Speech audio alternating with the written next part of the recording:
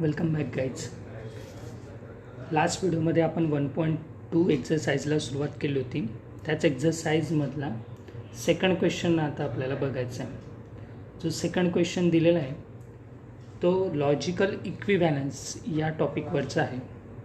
So first of all what is mean bye logical equivalence आणि त्याच्यावरचे questions कसे असतात ते बघू आपण. लॉजिकल इक्विव्हॅलन्समध्ये तुम्हाला लेफ्ट हँड साईड आणि राईट हँड साईड असे दोन पार्ट्स असतात स्टेटमेंट पॅटर्नचे. तर ट्रूथ टेबलमध्ये त्यांचे जे आउटकम्स आहेत कॉलममधले ते सेम असले पाहिजे.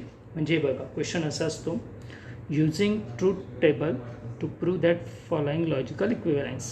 हा स्टेटमेंट पॅटर्न दिलेला आहे. हे बघा, हा इक्वल टूचा साईन आहे, हा लेफ्ट हँड साईडचा पार्ट आणि हा राईट हँड साईडचा पार्ट. यांचे जर ट्रूथ टेबलचा कॉलम असेल तो आयडेंटिकल आला पाहिजे. ठीक आहे, मग क्वेश्चन बघू. Negation of P and Q equivalence, याला इक्विव्हॅलन्स म्हणतात. P disjunction Q conjunction negation of P. आपल्याकडे पी आणि क्यू दोन स्टेटमेंटवर क्वेश्चन आहे. सो बघा, first P Q, left hand साईडला बघा निगेशन ऑफ पी लागणार आहे. So first we take a negation of P. त्याच्यानंतर negation of P conjunction Q. Okay, हा झाला लेफ्ट हँड साईडचा पार्ट म्हणून त्याला हायलाईट केलं.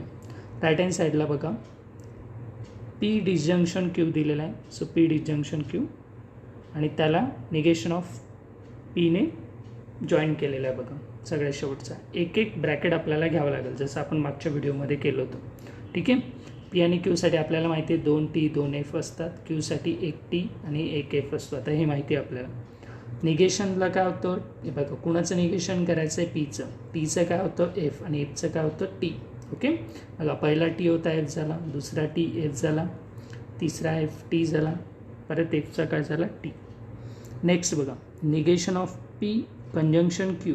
हा निगेशन पी आणि Q, negation of P conjunction Q. P आणि क्यू या दोघांना बघायचं आहे कशाने, कंजंक्शनने. What is mean by conjunction, एक जरी टी एस सॉरी एक जरी एफ असेल तरी एफ येतो.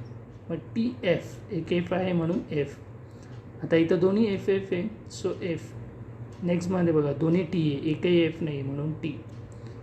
याच्यामध्ये बघा एक एफ आहे सो एफ. त्याच्यानंतर पी डिस्जंक्शन क्यू. आता पी आणि क्यूला डिस्जंक्शनने जॉईन करायचं आहे. व्हॉट इज डिस्जंक्शन, एक जरी टी असेल तरी टी येतं. इथं दोन्ही टी आहे सो टी. नेक्स्टमध्ये बघा एक टी आहे एफ, एक टी आहे म्हणून टी. नेक्स्टमध्ये बघा एफ टी, एक टी आहे सो टी. नेक्स्टमध्ये दोन्ही एफ एफ आहे सो याचा आन्सर काय एफ.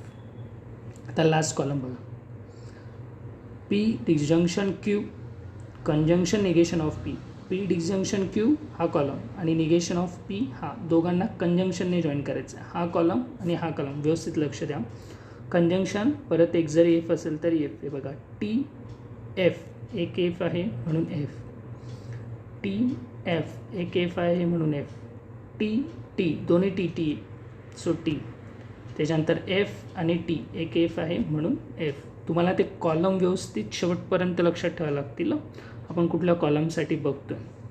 आता जर तुम्ही ऑब्झर्व करणार आहे बघा, हा रेड हायलाईट पार्ट आणि हा पार्ट, हा पार्ट कुठं दिलेला आहे बघा एल एच एसला आणि हा आर एच एसला दिलेला आहे. बघा पहिला एफ, पहिला F, F F, T T, F F, सर्व आयडेंटिकल आहे, इक्वल आहे. म्हणजे काय आहे, लॉजिकल इक्विव्हॅलन्स प्रूव्ह झालं. आणि खाली असं क्लोजिंग स्टेटमेंट लिहायला लागतं, from the truth table it is prove that, आणि खाली क्वेश्चन लिहायचं. हे सर्व लिहिण्यासाठी तुम्हाला 3 मार्क्स मिळते. 3 किंवा 4 मार्काचा पण क्वेश्चन असू शकतो. Okay, depend on question. Next बघू आपण क्वेश्चन. नेक्स्ट क्वेश्चन बघा काय दिलेलं आहे तुम्हाला. Second question, negation of bracket दिले, negation of P disjunction Q, disjunction negation of P conjunction Q. Right hand साईडला फक्त निगेशन ऑफ पी दिले. हा एल एच एस, हा आर एच एस. मग सुरुवातीला पी क्यू. आता पहिल्या ब्रॅकेटमध्ये पी डिस्जंक्शन क्यू, नंतर त्या ब्रॅकेटला निगेशन, नंतर दुसऱ्या ब्रॅकेटमध्ये बघा आपल्याला निगेशन ऑफ पी लागणार आहे. सो निगेशन ऑफ पी, तर negation of P conjunction Q. ठीक आहे, आता नेक्स्ट याच्यामध्ये हे दोन्ही ब्रॅकेट घेतले बघा, हा ब्रॅकेट आणि हा ब्रॅकेट इथं. ठीक आहे, हे बघा हा पार्ट आर एच एसचा आणि हा पूर्ण पार्ट एल एच एसचा झाला. ओके, मग पी आणि क्यूसाठी 2 टी 2 एफ घेतो, 1 टी 1 एफ 1 टी 1 एफ. हे रेग्युलर प्रमाणे, ठीक आहे, ॲज इट इज. नेक्स्ट बघा, आता तुम्हाला पी आणि क्यूला डिस्जंक्शनने जॉईन करायचं आहे, ठीक आहे. मग हा पी आणि हा क्यू डिस्जंक्शन एक जरी टी असेल तरी टी येतं. इथं दोन्ही टी आहे, सो टी. इथं बघा टी एफ एक टी आहे, टी एफ टी एक टी आहे, टी. लास्टमध्ये दोन्ही एफ एफ आहे, सो एफ ए. आता तुम्हाला कुणाचं निगेशन करायचं आहे, ह्या ज्या ब्रॅकेटमध्ये पी डिजंक्शन क्यू आहे म्हणजे ह्या कॉलमचं निगेशन करायचं आहे. ओके, सो या कॉलममध्ये बघा पहिला टी आहे, सो त्याचं काय एफ, दुसरा पण टी आहे एफ, तिसरा पण टी आहे एफ, आणि शेवटचा एफ आहे म्हणून टी आला. ओके, ब्रॅकेटचं निगेशन आहे. नेक्स्ट बघा, आता आपल्याला पीचं निगेशन करायचं. पी काय बघा, पहिला टी, पहिला एफ ए, दुसरा पण टी आहे एफ ए, तिसरा एफ ए टी, शेवटचा पण एफ ए टी. आता नेक्स्ट बघा, negation of P conjunction Q. हा निगेशन ऑफ पी आणि या क्यू दोघांना कंजंक्शनने जॉईन करायचं आहे. बघा कंजंक्शन एक जरी एफ असेल तर एफ येतो. हे तुम्हाला असंच माइंडमध्ये सेट करावं लागेल. कशाला पहिला टी, कशाला पहिला एफ, हे क्वेश्चन सॉल्व करताना मनातल्या मनात म्हणत राहायचं, तेव्हा ते असं डिफॉल्ट लक्षात राहतं, पाठ करायची गरज नाही पडत. ओके, मग बघा एफ टी, पहिला एक एफ आहे म्हणून एफ. बघा एफ एक जरी इथंच एफ दिसला ना, सरळ इथं एफ लिहून टाकायचं. हा टी आणि इकडे काय आहे, हा पण टी, दोन्ही टी टी म्हणून टी. लास्ट बघा हा टी आणि क्यूचा बघा हा काय एफ, एक एफ आहे म्हणून F. Okay, so now last column. हे बघा हा कुठे आहे, हा column negation of P conjunction disjunction Q हा, आणि हा कॉलम हा इकडे दिला, म्हणजे हा कॉलम आणि हा कॉलम दोघांना आपल्याला डिस्जंक्शनने जॉईन करायचं. डिस्जंक्शन एक जरी टी असेल तरी टी येतं. हे बघा एफ एफ दोन्ही एफ ए म्हणून एफ, एफ एफ दोन्ही एफ ए म्हणून एफ. हे बघा इथं पहिलाच टी आहे, सो डायरेक्ट टी लिहून टाकायचा. एफ आणि इकडे टी आहे, सो टी. परत हायलाईट केलं बघा, negation of P R H S आणि हा इकडे एल एच एस, दोघांचं चेक करून घ्यायचं. F F F F T T T T same आहे. मग परत क्लोजिंग स्टेटमेंट. ओके, सो हे क्वेश्चन सॉल्व करण्यासाठी तुम्हाला ट्रूथ टेबल माहिती पाहिजे, त्याच्यावर कमांड पाहिजे. ते जर आठवत असेल तर तुम्ही हे क्वेश्चन इझिली सॉल्व करू शकता. ओके, आणि याच्यामध्ये आपल्याला ॲन्सर कळतो, जे आपण थोडंफार गेस करू शकतो की दोन्ही सेम आले पाहिजे, म्हणून इथं जर रॉंग होत असेल तर आपल्या लक्षात पण येतं. सो हे क्वेश्चन सिम्पल असतात. ठीक आहे, एक लास्ट क्वेश्चन आपण पी क्यू आरसाठी बघू. ठीक आहे, हे बघा वर क्वेश्चन दिलं आहे. जेव्हाही क्वेश्चनमध्ये आर असेल, जेव्हाही क्वेश्चनमध्ये आर असेल तेव्हा तुम्हाला 8 आउटकम्स येतात, हे लक्षात ठेवायचं. मग बघा क्वेश्चन काय दिला आहे, P disjunction Q then R. R आहे, मग बघा पहिला पी क्यू आणि आर हे घेऊन घ्यायचं आहे. एल एच एसमध्ये बघा पहिला bracket P disjunction Q, P disjunction Q. त्याच्यानंतर याला इम्प्लिकेशन आर, मग त्याला इम्प्लिकेशन आर. हा झाला एल एच एस पार्ट, म्हणून त्याला हायलाईट केलं.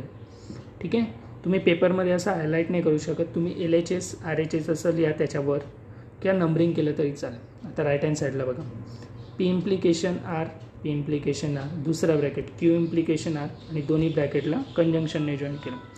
अशा सिक्वेन्समध्ये गेलो ना तर आपलं कधीच राहून नाही येणार. मग पी क्यू आरसाठी आपल्याला माहिती आहे 4 टी येतात, 4 एफ येतात, क्यूमध्ये 2 टी, 2 एफ, 2 टी आणि 2 एफ येतात, आणि आरमध्ये 1 टी आणि 1 एफ येतं अल्टरनेट.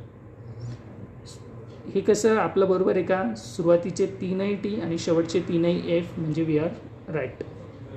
आता बघा पी डिस्जंक्शन क्यू, पी आणि क्यूसाठी डिस्जंक्शन एक जरी टी असेल तरी टी. आता इथं मी थोडे शॉर्टकट सांगतो तुम्हाला. हे बघा पी आणि क्यूसाठी बघायचं, डिस्जंक्शन काय सांगतं, एक जरी टी असेल तरी टी येतं. तुम्ही जर व्यवस्थित ऑब्झर्व केलं, पीचे पहिले 4 टी आहे म्हणजे याचे पहिले 4 टीच येणार आहे. सिम्पल लॉजिक एकदम, काही तुम्हाला क्यू पण बघायची गरज नाही. एक जरी टी असेल तरी टी ना, मग पीचे टी आहे, टीच येतील. आता नेक्स्ट बघा 4 नंतर हे बघा क्यूचे, हे बघा पीचे 2 एफ आहे पण क्यूचे हे 2 टी आहे. एक जरी टी म्हणजे 2 टी पण टीच येतील. आता लास्टमध्ये बघा हे दोन्ही एफ एफ आहे, खाली पण दोन्ही एफ एफ आहे, म्हणजे काय येतील एफ एफ. ह्या गोष्टी प्रॅक्टिसने लक्षात येतात. ठीक आहे, हळूहळू तुमच्या पण लक्षात येईल. आता त्याच्यानंतर बघा आपल्याला इम्प्लिकेशनने जॉईन करायचं. इथं पण एक लॉजिक सांगतो मी तुम्हाला. हे बघा P disjunction Q implication R. Okay, मग बघा पी डिजंक्शन क्यू अगोदर याला बघायचं आपल्याला आणि नंतर आरला बघायचं. इम्प्लिकेशनमध्ये फर्स्ट आणि नेक्स्ट लक्ष द्यावं लागतं. मग इम्प्लिकेशनची कंडिशन काय असते बघा, ही कंडिशन असते पहिला टी आणि दुसरा एफ असेल तरच एफ येतं. इथं बघा दोन्ही टी टी आहे, ठीक आहे, म्हणून काय येईल टी. आता पहिला टी आहे आणि दुसरा एफ आहे, ठीक आहे, म्हणून इथं काय येईल एफ. मग आता बघा पहिला टी पाहिजे, मग इथं जर तुम्ही ऑब्झर्व केलं तर पहिले हे 6 टीच आहे, म्हणजे आपल्याला सेकंडला चेक करायला. मग सेकंडचे पहिले 6मध्ये कोण एफ आहे बघा, हा एफ आहे म्हणून हा काय टी, म्हणून इथं काय टी. नेक्स्ट काय एफ, म्हणून हा पण काय एफ येईल. हे बघा इथं कंडिशन टी एफ, दोन्ही टी टी आहे, टीची. हे बघा टी एफ आहे, टी आणि एफ आहे, म्हणून हा काय एफच आहे. आता इकडे बघा इथं काय दोन्ही एफ एफ आहे, सुरुवातीचे दोन्ही टी पाहिजे होते, एफ आहे म्हणजे याला बघायची गरजच नाही. एफ जर असेल तर डायरेक्ट टी टी लिहायचं.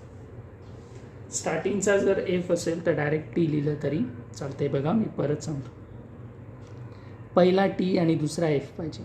इथं दोन्ही टी टी होते म्हणून टी. हे बघा मी फक्त एफसाठी सांगतो, पहिला टी दुसरा एफ, एफ आला. अजून एफ कुठे, पहिला टी दुसरा एफ म्हणून एफ आला, पहिला टी दुसरा एफ म्हणून अदरवाईज टी. ओके. नेक्स्ट बघा पी इम्प्लिकेशन आर, पी आणि आरसाठी बघा परत सेम तसंच इम्प्लिकेशन, पहिला टी दुसरा पण टी म्हणून काय टी.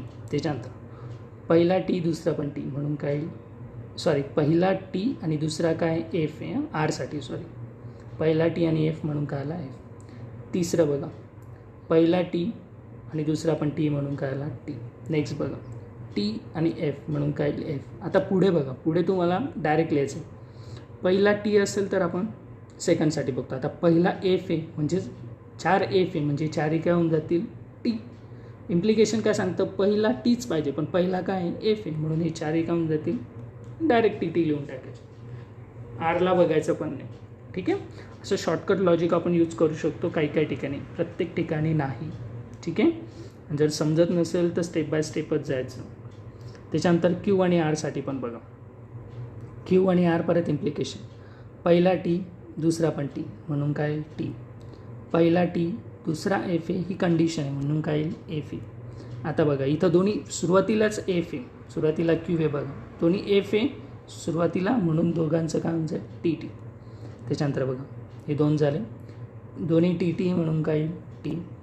त्याच्यानंतर बघा टी एफ कंडिशन आहे एफची, ही एफ आला. शेवटी बघा दोन्ही एफ एफ आहे म्हणजे दोन्ही काय ते टी टी.